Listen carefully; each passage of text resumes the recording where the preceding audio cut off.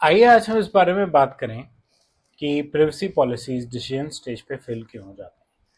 हम पिछले कई दिनों से जो है अपना प्ले बुक्स बना रहे हैं, समझ रहे हैं, और अब हम कह रहे हैं कि वो भी फेल हो सकती है।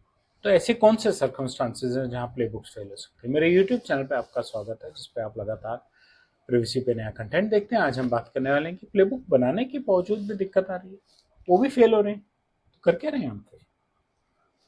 प्ले बुक्स अकेली सफिशिएंट नहीं होती हैं, ये बहुत इंपॉर्टेंट बात है। प्लेबुक के अलावा हमें और भी चीजें चाहिए। क्या चाहिए? और भाई जिसने प्लेबुक इस्तेमाल करनी है उसको इस्तेमाल भी तो करनी आनी चाहिए। किताब बनाने के लिए थोड़ी किताब बनाई है, उसको पढ़नी भी तो आनी चाहिए। पर क्या वो उसको तब पढ़ेगा जब प्रॉब्लम आएगी?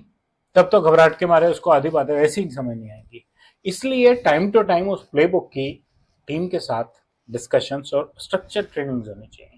ये कंसेप्ट है, ये पॉसिबिलिटीज हैं, ऐसे करना है, ये वाला डिसीजन आपके जॉब प्रोफाइल में आता है, ये वाला आपके प्रोफाइल में आता है, जिससे कि प्लेबुक स्टेजेस फटाफट मूव करती रहें, एस्केलेशन ना हो, फ्लो में काम। प्लेबुक्स को टाइम टू टाइम अपग्रेड करना जरूरी है, और जब आप अपग्रेड करें, जब आप अपडेट करें, तो फिर से ट्रेनिंग दें नए सिनेरियोज की। नए सिनेरियोज कहाँ से आएंगे?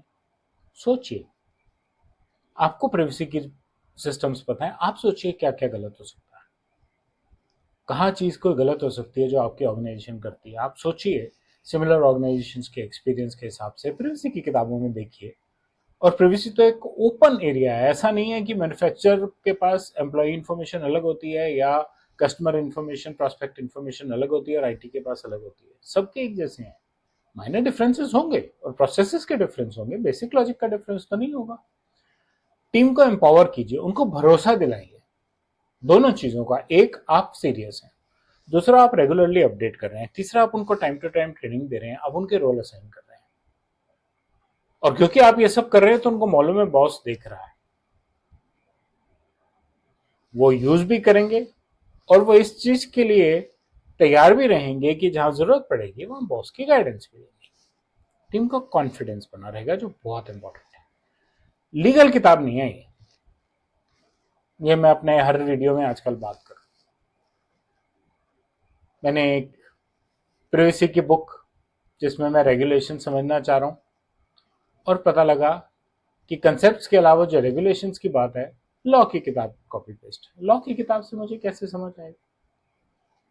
लीगल किताब नहीं बना रहे हम वो किताब बना रहे हैं जो हमारे टीम को समझ आए। और वो जरूरी नहीं है कि हिंदी भाषा में है या अंग्रेजी में है, इंपॉर्टेंट ये है कि टीम को समझ आ रही है कि नहीं आ रही। तो उसमें टेक्निकल लीगल जार्गन्स हैं, खुद ही को नहीं समझ आते अगली बार। ऐसे केसेस हैं जिसमें हमने डिस्क्लेमर लगाए हुए हैं, डिस्क्लेमर क्यों लगाए हैं? डिस्क्लेमर लगाए हैं तो वो केस ही नहीं है। डिस्क्लेमर को ही तो रिजॉल्व करना है। और अगर आप एज अ मैनेजमेंट नहीं रिजॉल्व कर पा रहे तो आप क्राइसिस के बाद टीम से क्या एक्सपेक्ट कर रहे हैं? आप ये सब अपडेट्स कीजिए, देखिए टीम की जो अंदर से हेजिटेशन है वो सब हट जाएगी। लीगल को बॉटलनेक मत बनने दीजिए। अगर एक प्लेबुक की यूजेबिलिटी खत्म हो जाएगी तो कौन यूज करेगा उसको, कैसे यूज करेगा? सिर्फ आप उसमें लीगल एक किताब बना के रख सकते हैं जो रेगुलेटर ने नहीं मांगी। प्लेबुक आप बना रहे हैं अपनी बेटर डिसीजन मेकिंग के लिए, किसी और को नहीं खुश कर रहे। कंसेप्ट गाइड भी नहीं है वो। कंसेप्ट गाइड बनानी है, दो सेक्शन में डालिए, एक में आप प्रीवीसी के नॉर्म समझा रहे हैं और एक में आप प्रैक्टिकली आपके यहाँ कैसे चलेगा के बारे में बात कर रहे हैं। रिजल्ट एक्सपेक्टेशन है उससे, कहानी एक्सपेक्टेशन नहीं है। और आपको फोकस करना चाहिए प्रोसेसेस पे, कि प्रोसेस कैसे चलेंगे और प्रोसेस कैसे रिजॉल्व होंगे। थोड़ी बहुत डिविएशन अगर करनी भी पड़ेगी तो जिसको कंसेप्ट पता है, जिसको प्रोसेस पता है, वो डिविएशन भी कर लेगा। बाउंड्रीज बताइए अपनी टीम को क्या है, उनके दिमाग से फियर ही निकाल दीजिए कि कुछ इनविजिबल बाउंड्रीज हैं। उनको करने दीजिए, उनको क्लैरिटी रखिए, तुम ये काम कर सकते हो, यहाँ तक कर सकते हो, ऐसे डिसीजन ले सकते हो, ये गाइडलाइंस है।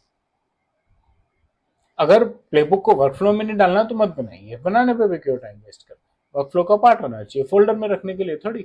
मैं फिर वही बात कहूंगा, रेगुलेटर ने थोड़ी कहा आपके पास प्लेबुक होनी चाहिए। और प्लेबुक की time to time drill practice अपनी टीम के साथ, रेगुलर अपडेट्स, ट्रेनिंग, आप ये सब नहीं कंडक्ट करेंगे, एंड टाइम पे लोगों को समझ ही नहीं आएगा। प्लेबुक क्राइसिस के लिए नहीं है, प्लेबुक एक्चुअल वर्किंग के लिए है।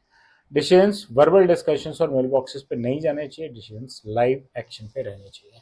गवर्नेंस बन गई है लेकिन हम उसे यूज नहीं करते, इसका मतलब या तो गवर्नेंस बनी नहीं है, हम खुद ही कॉन्फिडेंट नहीं हमने क्या बनाया। सिंपल। सिर्फ डॉक्यूमेंटेशन की बात नहीं हो रही, डॉक्यूमेंट्स को यूज करने की बात हो रही है, डॉक्यूमेंट्स को अपडेट करने की बात। डिसीजन फेलियर्स पे खास करके प्लेबुक बने होने के बावजूद सिर्फ इतना ही। मुझे उम्मीद है आपको कंटेंट अच्छा लगा होगा। पहले लाइक कर देना, मेरे चैनल से सब्सक्राइब करें, अपना फीडबैक कमेंट सेक्शन में शेयर करें। धन्यवाद।